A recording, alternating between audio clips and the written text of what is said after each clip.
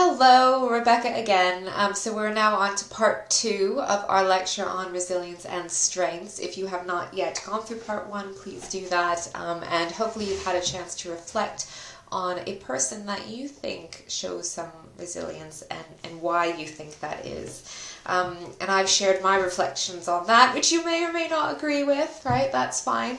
It's very personal. What I want to now is to take that out of lived experience and reflection and get stuck into what the psychological research has to say about the idea of resilience.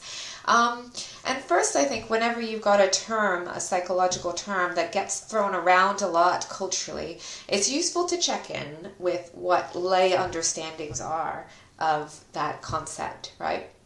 And that may be something that you do throughout this module, actually, because a lot of well-being terms are used out in the world. So what meanings do you see out in the world versus what does the research say? So how does our culture, and I speak about kind of UK culture and probably American culture as well, because a lot of the research comes out of the US. How does our culture define resilience? Okay. And again, you might not agree with any of these, and if you belong to a culture that is not very well represented in UK or US mainstream cultures, you might be particularly, you might find these particularly problematic. So, one term is the idea of bouncing back. And I think that's probably one of the most common usages. Bounce back to how you were, right? If you have a baby, you got to bounce back to before, right? Because time works backwards. It doesn't. Getting back to normal is another term. Growing through adversity, which sounds admirable, but when you're in it, can maybe feel a bit, can I swear? Maybe feel a bit shit. Positive change. A character trait, be more resilient, right? A personal skill, develop your resilience. It's your responsibility, develop your resilience. It's not something that's seen as being affected by structural factors. So your resilience in education during the pandemic doesn't have anything to do with whether or not you've got a good device. Can you tell that I find the cultural meanings a little bit problematic, right? Even though they do tend to hint towards something that's helpful, and I think for some people at certain times they can be really helpful ideas to move towards, right? But to think about how we critique this and think about this, it can be really helpful to think about where the concept of resilience came from and what psychological subdisciplines it draws on. So this is a visualization of resilience research and where it sits with respect to related disciplines. You can see positive psychology in there, but actually positive psychology is not where the concept of resilience came out of.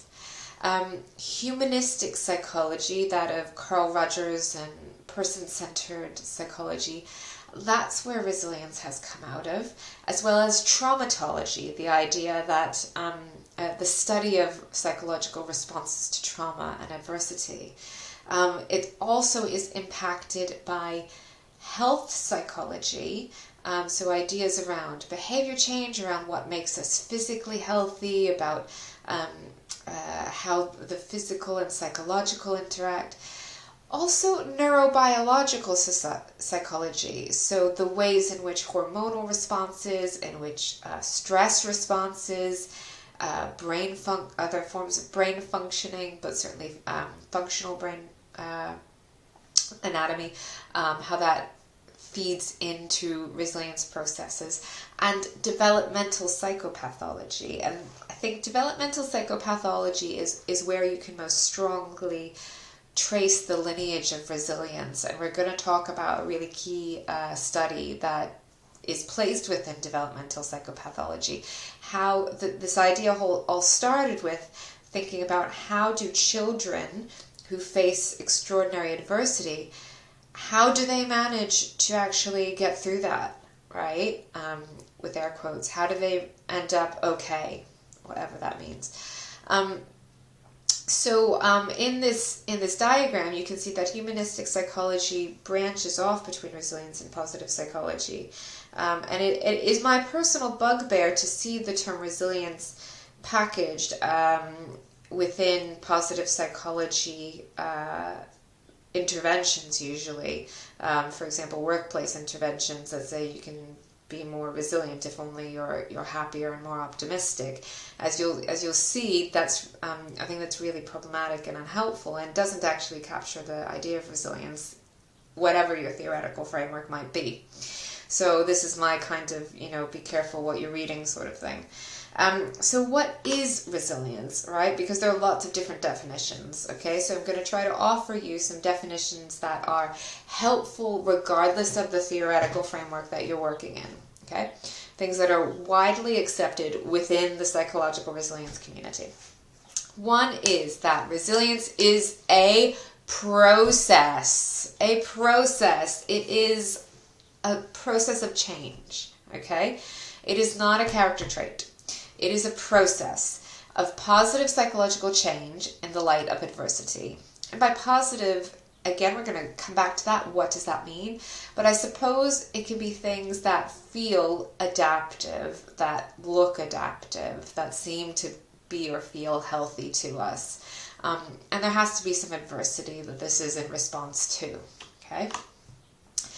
As a process, it is a mixture of mechanisms at different levels of personality. So for example, if you are just an optimistic personality, that does help us to get through significant adversity. It does.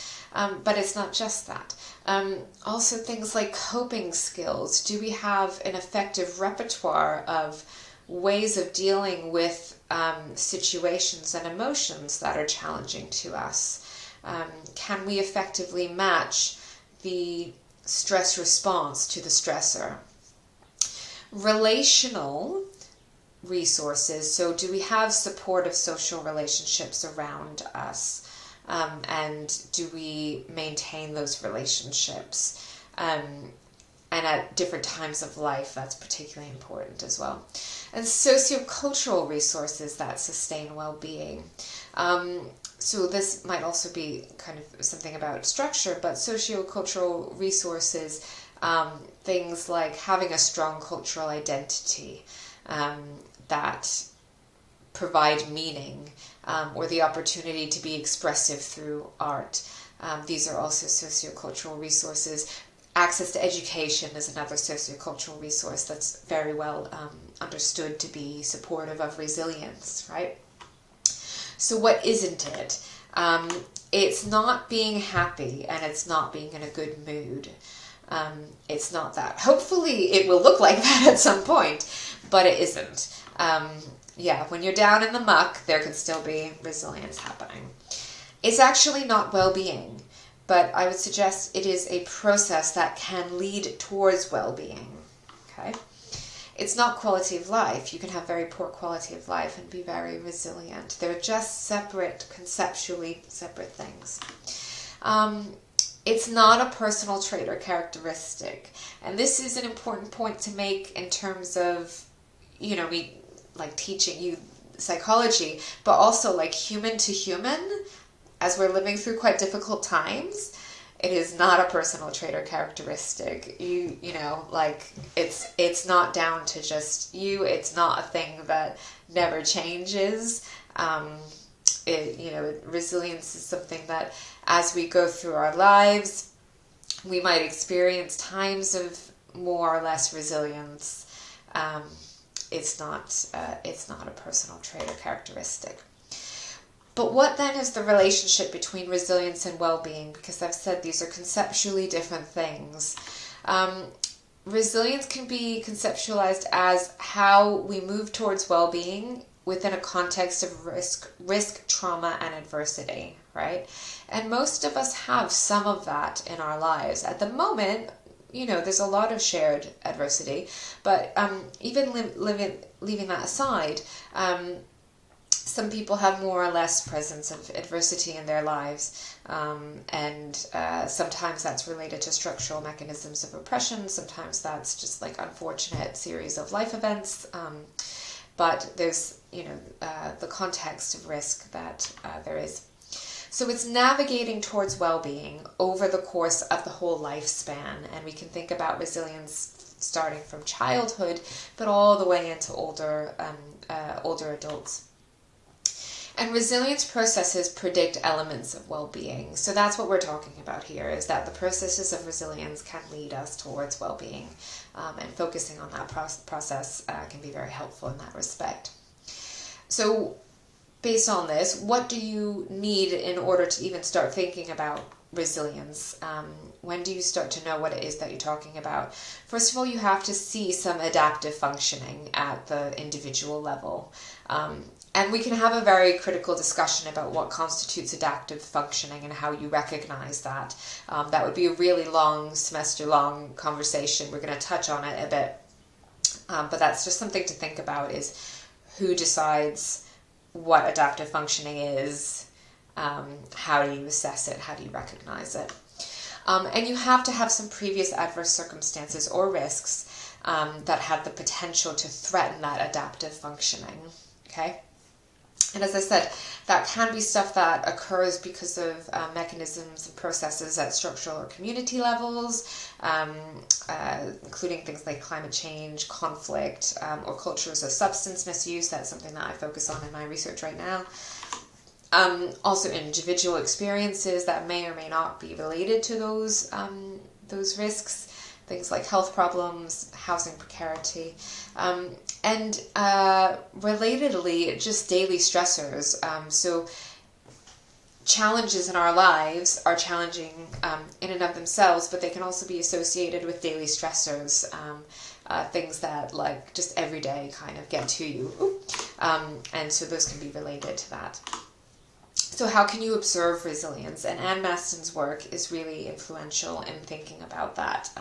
You've also got here a figure from George Bonanno's work where he compares trajectories of disruptions to normal functioning across following potentially traumatic events. And you can see here the difference between resilience at the bottom, where there's initially some disruption to normal functioning, and then over time, 2 years, we're talking a long time here, there is a mellowing of that disruption, a recovery trajectory where there starts with a huge disruption to normal functioning, but then, there's like quite a significant shift. In resilience research, a lot of people would put recovery and resilience trajectories together.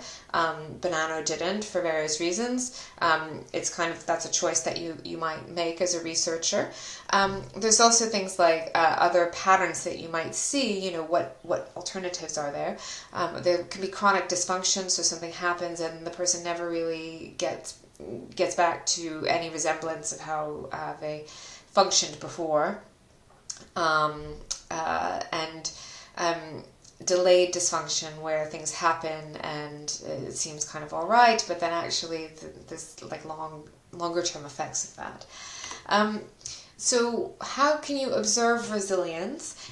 Usually the kind of generally accepted definition of a resilient outcome is that at-risk people show better than expected outcomes. And I'll show you an example of that. But things like if there are low rates of parental educational attainment in a community, it might be that a child does engage well with school. Positive adaptation seems to be maintained despite highly stressful experiences. So there can be ups and downs, and there will be ups and downs, right? Ups and downs, ups and downs, ups and downs. But there seems to be overall fairly positive fairly positive adaptation.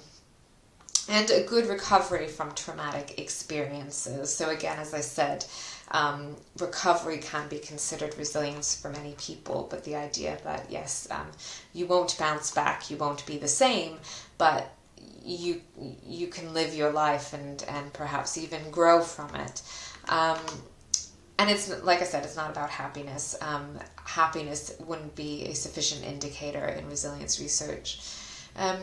So now what I want to do is turn to one of the very first examples of resilience research, so we can take some of these ideas and put them into practice. So this is an early study, okay?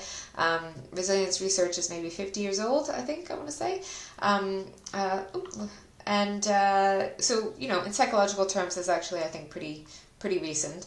We're going to look at one of the keystone studies that continues to be very influential, even though, as I will show, other researchers have moved and changed their thinking a little bit. So this is the Kauai longitudinal study, and it's part of the very first wave of resilience research, okay? So this was Emily Werner and, oh my goodness, I can't remember the other researcher's name right now. How embarrassing. What they did was they were really interested in what happened to children who were born on a Hawaiian island, which, far from being paradise, actually had a lot of challenges involved. There was a lot of unemployment. There were a lot of what were called at the time broken homes, the idea that family structures were not traditional, or rather were not the nuclear family. There was substance misuse, there was poor educational attainment. There are just a lot of things that faced children who grew up on this island. And there was a long-term series of studies, starting from 1955. There were 690 babies born on this island. About half of them grew up in poverty. And the research at the time was focused on identifying the risks and figuring out where things went quote-unquote wrong for these kids. And then at some point, there was a change in thinking, because as Werner and her colleagues saw, 1 in 3 of these kids who faced multiple challenges became, quote, competent, confident, and caring young adults without serious learning or behavior problems in childhood or adolescence. They succeeded in school, managed home and social life well, and they expressed a strong desire to take advantage of whatever opportunity came their way, right? So pretty amazing. And they thought, you know what, actually, rather than focusing on those kids where things seem to be moving into dysfunction, right? Think back to the beginning of the lecture where we're looking at the DSM and that shift into thinking about strengths. Rather than focusing on where things can go get tricky, why don't we look at the ones that actually seem to be pretty okay, doing pretty well, and see what's going on with them, right? Maybe we can learn something. So this is actually a fairly substantial shift in thinking.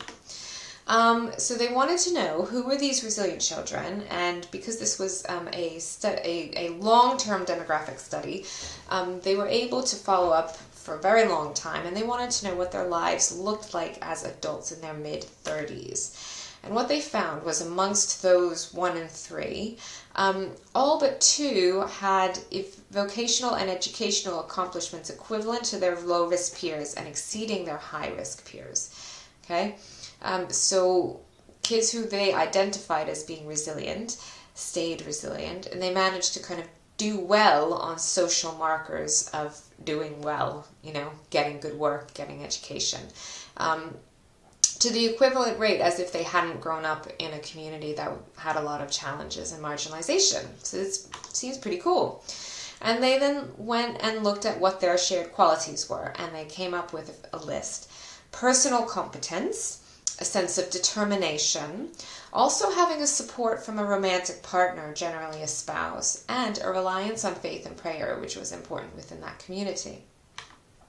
So 76% of the women and 60% of the men were married. So as I mentioned, there was this focus on having a romantic partner, and they also kind of thought that given interruptions to romantic relationships, that was in itself a marker of resilience. Most of the people had children, And what they found really interesting was that these parental relationships were characterized by a very caring parental style that encouraged autonomy. And again, the expectations that I suppose they had was that these relationships wouldn't be very caring. Again, you might think, why would they think that? But however, they were often detached from their parents and siblings, and that may be why they thought that, because actually those family relationships from their families of origin were actually quite often very challenging and fractious. However, they did have, and again, so this detachment might be good, might be bad, right? They often had stress-related health problems, headaches, backaches, other ways that the body complains under stress.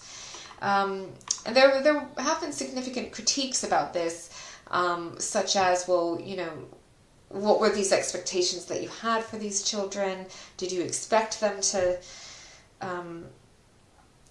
not end up where they did? Kind of there's some questions around it, but it was really influential for shifting the framework towards looking at adaptive functioning, and looking at what constitutes that, what processes constitute that, and also taking such a long-term view on that. And one thing that they did as well is look at what they call these protective factors. And they put these in kind of different categories to say, okay, what kind of things help these kids to exhibit resilience? Some of these things were temperamental, about their personality. They were also about their skills and their values that they held. There were also things about their parents' characteristics and caregiving styles. The presence of supportive adults as children, and taking and making opportunities at different life transitions. And this starting way of thinking, now they put this in terms of factors, things that either were or weren't present for those children. A lot of resilience researchers have now moved on to saying that this is that what we're looking for is protective mechanisms, not protective factors, which is a small but significant change in terminology. Because what mechanisms talk about are processes, right? Not things that either there or aren't there. And it talks and it kind of speaks to the way in which different areas of life interact with different areas of other areas of life. If you have a supportive adult in your life, they might be able to open up opportunities for you in school, for example. And so you could on paper say this person had a supportive adult and took advantage of an educational opportunity and not connect the dots. But the idea of mechanisms encourages you to connect those dots. So protective mechanisms, as defined by Michael Rudder, who's another major name in resilience research, so this concept means that a mechanism directly or indirectly positively modifies responses to a risky situation at different turning points in life towards helpful or beneficial outcomes, right? So again, this is speaking about something over time. And he suggests that mechanisms can have different functions. They can reduce the impact of risk, right? They can so there's still risk, but it doesn't have as negative effect on that child, right? It can reduce negative chain reactions. So whereas for example, with substance use, people who end up addicted typically escalate from a more minor substance to things that have more invasive qualities and disrupt their functioning more. So it could be that it's reducing that chain reaction and kind of cutting that off. It can be about establishing and maintaining strengths, so really focusing on the development of those strengths and keeping those there. And it can open up new opportunities. It can really just change the way things are going, right? And so each protective mechanism that you identify in a certain situation, you might think, okay, what is that protective mechanism doing now? Is it reducing the risks, or is it increasing the strengths and protection? And as one outcome of thinking about things in a process-oriented view is that some researchers then moved on to a social ecological perspective on resilience. And this is where I would put myself, and as I'll show you, that's where a lot of people at the University of Brighton put themselves. And Linda Liebenberg, another really influential thinker, published last year a review, and she defined resilience as an interactive process drawing on personal assets together with relational and contextual resources to support improved outcomes in the context of non-normative adversity. So this definition that she's using is really explicitly emphasizing those relational and contextual resources, the things at the upper levels and even the structural levels, right? Things like economic policy. She says, what remains unclear are the dynamics of this process and what drives it. And that's something that a lot of resilience researchers think is like, how does resilience work? What are the protective mechanisms and how do they interact with each other? There is some fantastic work applying this approach to education. So in kind of improving educational outcomes and experiences amongst people, amongst children who have a lot of risk involved in their lives. Maybe because they are refugees or displaced children, maybe because they are children of color in a society that doesn't support that.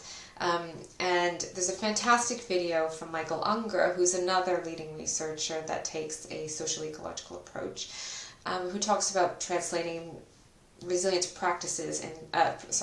translating resilience principles into practice. So I'm not going to play this, but I'm going to put this link there, and I'd like you to watch it after I've finished this slide before moving on to part 3. But what you'll see, I think, is that what Unger is talking about is that if we take this social ecological approach to resilience, we're not just focusing on things on an individual level, such as self-efficacy and having a sense of identity, but we're also looking at things like ensuring that child has a positive relationship, an advocate, a mentor, or a model for them, and also thinking even more broadly, what are the cultural inputs for this child, what kind of sense of cohesion and spirituality do they have, because that's really important for a lot of children. Also, what access do they have to basic services, and what are the social justice frameworks that are at play here for that, that are kind of living out within that child. So I'll take a break. Please watch this video. It's about 6 minutes long, and then we will reconvene for the final part 3 of our Resilience and Strengths lecture.